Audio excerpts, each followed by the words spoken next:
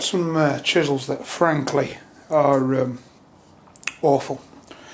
I've picked these up at well, for next to nothing because they've been used as that's been used for stirring filler.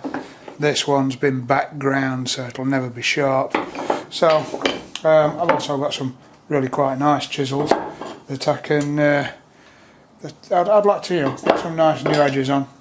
So what I'm going to do is first of all, I've bought an old Oilstone from eBay, which is in reasonable condition, but step one, I'm going to redress it and get it so it's nice and flat, because you can't get a decent nice sharp edge unless your Oilstone's nice and flat. Now then, there's all manner of ways that you can do this. I've even heard of people using a paving slab and rubbing the Oilstone on a flat paving slab to just redress it and get it nice and flat. But I'm going to do it an easier way and get it again nice and perfectly flat. Get it so that we can sharpen up these chisels.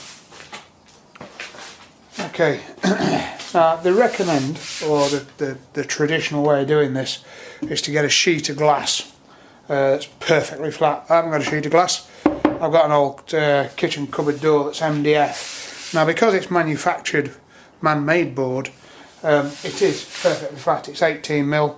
It's nice and stable. What I'm going to do is I'm going to use some 80 grit aluminium oxide paper on there, and just a little bit of water just act as a lubricant to keep it clean. So then the trick is, it's all about keeping that Oilstone nice and flat on the surface. You'll see some people, what they like to do is they like to go in a figure of 8, but as long as it's flat, that's all I'm bothered about.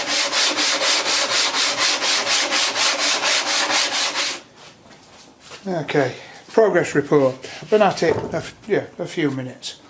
What you can see here is that once it's started to clean up, the Oilstone's got two different grits of Oilstone bonded together. The fine one is actually really very flat. That's come up really quickly.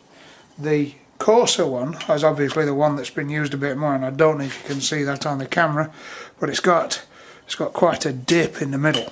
I'm halfway there. It's got about maybe half a millimetre to go yet, but we'll just keep going. Get that nice and flat. Hopefully get as good as new. Let's just keep going a while.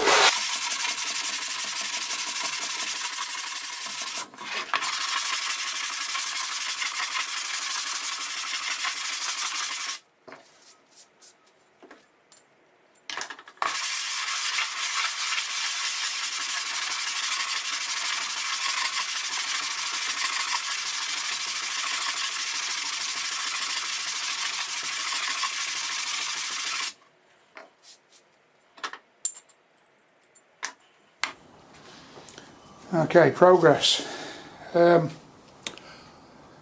So far, it's taking a long time, but we're getting there. I don't know if you can see this, but flat all the way around the edges, just that little bit of a hollow in the middle, and yeah, it's coming down quite considerably. So now we've got like the shiny part all the way around the edge. You can see that's like the datum edge, if you like, the flat part. We've just got to work this hollow out. The other side is really spot on. Everything's cleaning up really nice. Like I say, long job, but at the end of the day we'll end up with a nice perfectly flat Oilstone again. Okay, progress report.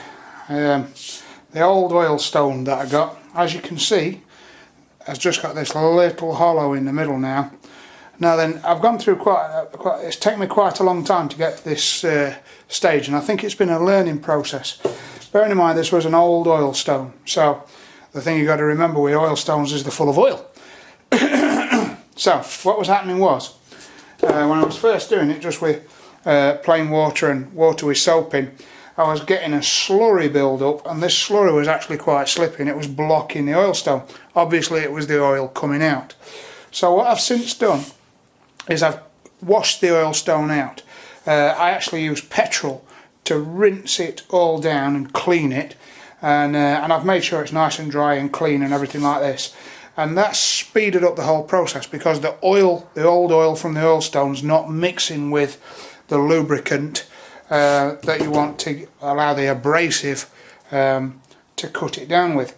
So now what I'm going to do is I'm going to go back to some fresh abrasive that's not contaminated with all the previous stuff, and we're just going to finish off and get rid of this last little dip in the middle. Now as you can see, because my oilstone is clean, I can just use water.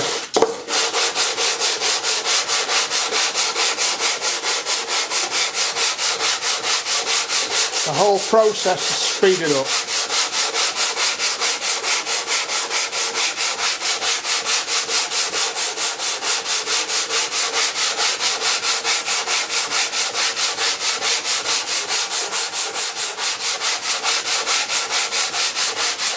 Concentrating on keeping it nice and flat to the surface. You can still see just a tiny shadow in the middle. I'll just keep going until it's completely gone.